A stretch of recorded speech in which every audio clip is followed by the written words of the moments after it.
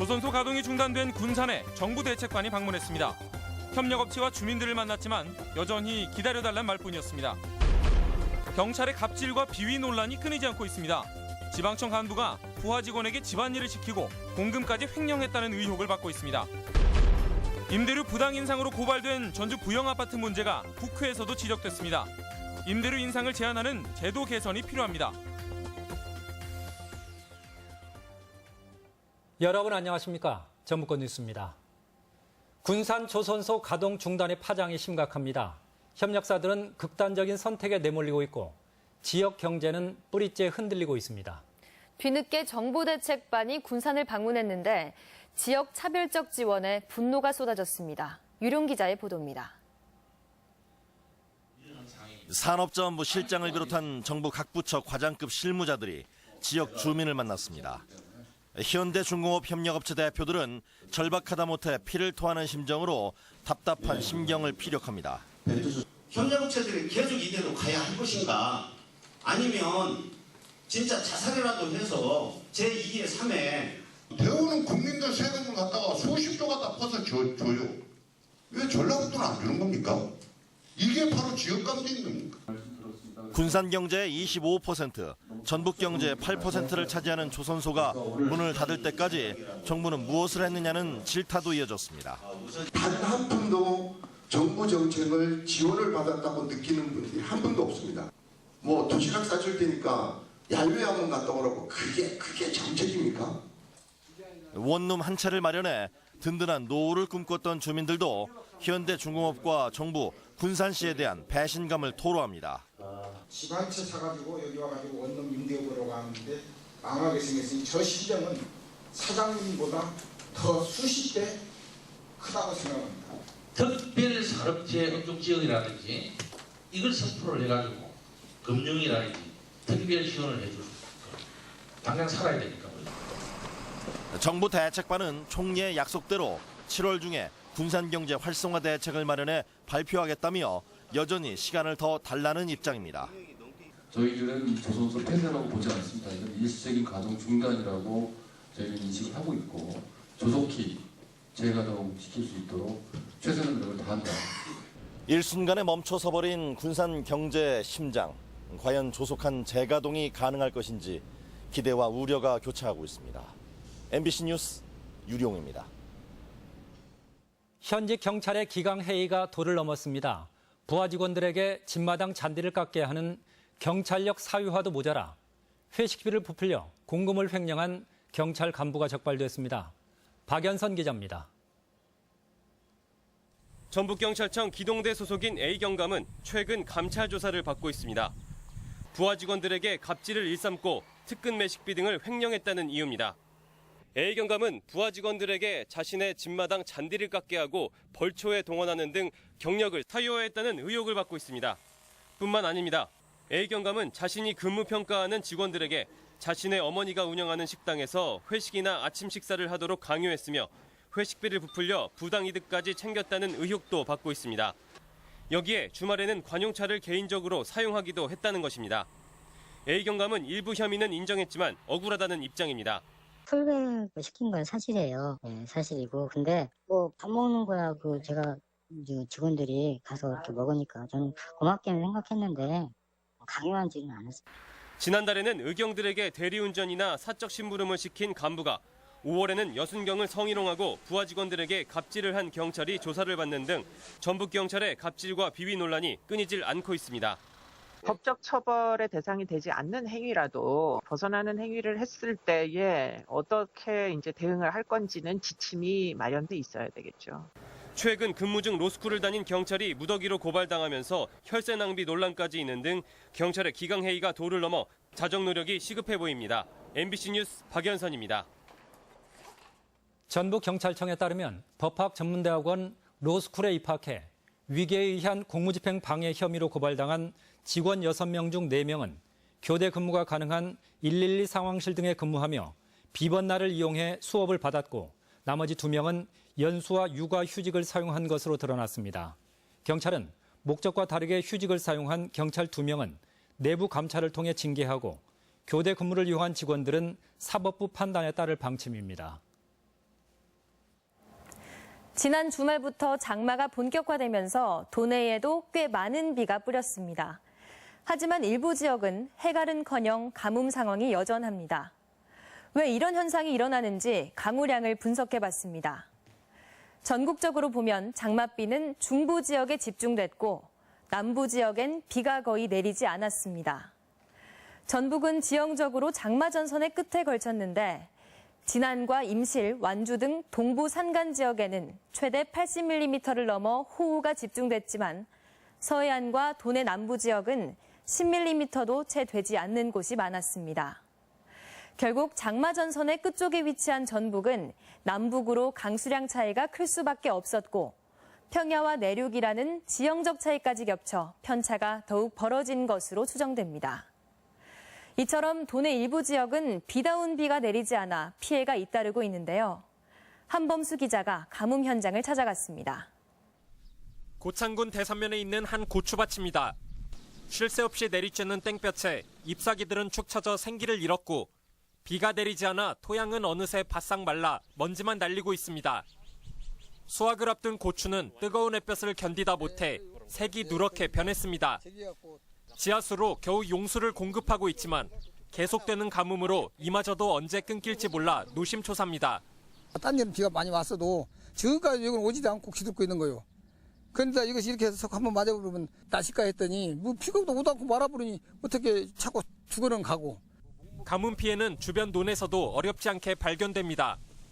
농업용수로 사용되던 하천은 바닥을 드러내 더 이상 끓여다 쓰기 어려울 정도이고 메마른 논바닥은 이리저리 갈라져 가뭄의 상처를 드러냅니다.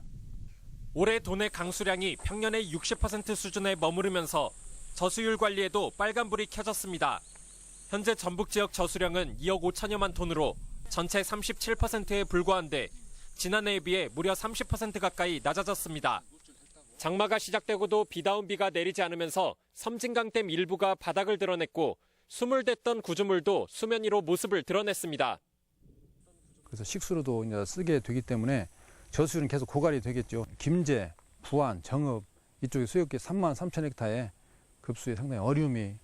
기상청은 내일 오후부터 모레까지 20에서 최대 100mm가량의 단비 소식을 예보했지만 국지성 호우에 머물 경우 가뭄의 가래는 턱없이 부족할 것이란 우려가 나옵니다. MBC 뉴스 한범수입니다.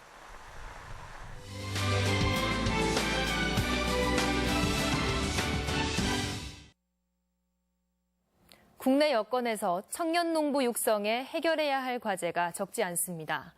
농업에 대한 여전한 사회적 편견과 허술한 정부 지원은 해외 농업 강국에 비춰봤을 때 개선이 시급해 보입니다. 전주 MBC 창사 특집 영농을 꿈꾼다 2부 박찬익 기자입니다. 귀농 귀촌 박람회에서 만난 31살의 이진우 씨. 이 씨는 곤충 농사를 준비하고 있는데 토지 구입 등 초기 투자 자금 확보에 어려움을 겪고 있습니다. 지원을 어떻게 받을 수 있느냐. 그게 제일 중요한 것 같아요. 아무것도 없는 사람이니까. 어쨌든 빚이긴 한데 그래도 그만큼 뭐 빌려준다는 게 찾기가 힘드니까요. 귀농의 자연농법 계란 생산에 도전했다 실패한 김신우 씨는 지난해부터 품목을 바꿔 과수 농사를 짓기 시작했습니다. 한 번의 실패까지 더해 제대로 된 수익을 얻기까지 앞으로 몇 년을 기다려야 할지 그간 감수해야 할 경제적 어려움이 걱정입니다. 일단은 농사일 자체가 사이클이 되게 길잖아요. 농사 같은 경우는 한 번 하면 1년을 무조건 기다려야 되니까 그게 되게 어렵더라고요. 프랑스나 일본은 신규 청년 농업인에게 5년에서 최대 7년까지 직접 지불금, 사실상의 농업 월급을 주고 있습니다. 우리도 이를 본따 지난해 300명의 청년 농업인을 선발해 월 80만 원씩 지원하려 했지만 인기 영합 정책이라는 비난에 시도조차 해보지 못했습니다. 우리 생명을 지키는 곳이거든요. 나라 지키는데 국방비 사용하듯 농촌을 지키는데 살고 있는 사람들의 생활을 유지해주는, 지지해주는 그런 식으로 이제 정책이 바뀌어가야 되고. 고령화되는 농업 농촌을 되살리기 위해 농업이 젊어져야 하고 국가의 정책 또한 이를 충분히 뒷받침할 필요가 있습니다. MBC 뉴스 박찬익입니다. 정읍의 농협 통합 미국 처리장 부실 경영에 경찰이 수사를 시작했습니다. 농민조합원들은 폐쇄적인 운영의 결과라며 책임자 처벌을 촉구하고 있습니다. 김하연 기자가 보도합니다. 부실 거래로 수십억 대의 손실을 낸 정읍의 농협 통합 미국 처리장. 올 초 청주의 한 업체에 50억 원 상당의 쌀을 넘기고 돈을 받지 못했습니다. 해당 업체 대표가 부도를 내고 잠적했기 때문입니다. 이 과정에서 농협은 담보력을 감안한 해당 업체 거래 한도인 4억 3천만 원을 10배 이상 넘겨 50억 원 상당의 외상을 준 것으로 드러났습니다. 쌀을 공급을 하고요. 전산으로 입력을 해야 하는데 전산으로 입력을 안 했다는 내용이죠. 그냥 그렇죠. 위상으로 그냥 미기표한 상태로 가지고 있었다는 거죠. 수사에 착수한 경찰은 규정을 위반해가며 특정 업체에 과도한 외상을 준 경위를 집중 조사하고 있습니다. 결과에 따라 미국 처리장 관계자들에게 배임이나 사기 등의 혐의가 적용될 전망입니다. 정읍 농협 미국 처리장은 단위 농협 3군데가 출자해 만들었는데 발생된 적자는 각 농협으로 결국에는 3개 농협 만여 명의 농민조합원에게로 전가되는 구조입니다. 농민들은 반발하고 나섰습니다. RPC의 폐쇄적인 운영이 낳은 예견된 결과였다며 진상규명과 책임자 처벌을 촉구했습니다. 농민에게는 갑, 밖에 상인들한테는 복노릇하면서 사기나 맞고 하는 그런 통합 RPC가 돼버렸습니다. 쌀값 하락과 가뭄으로 농촌이 신음하는 상황에서 농민들의 이익을 대변해야 할 농협 미국 처리장이 부실한 운영으로 불신을 자초하고 있습니다. MBC 뉴스 김하연입니다. 임대료 횡포로 고발까지 당한 부영건설 사태가 국회에서도 쟁점이 됐습니다. 임대료 장사를 할 수 없도록 법과 제도 개선에도 속도를 낼 전망입니다. 이종휴 기자입니다. 현행 민간임대주택법상 임대료 인상 상한선은 연 5%입니다. 임대료를 상한으로 올린 전주 하가지구 부영아파트의 경우 59제곱미터에 당초 보증금 9,200만 원, 임대료는 월 30만 원이었던 것이 9,660만 원에 월 31만 5천 원이 됐습니다. 국회 국토교통위 추경예산안 심의에서 부영아파트 임대료 문제가 지적됐습니다.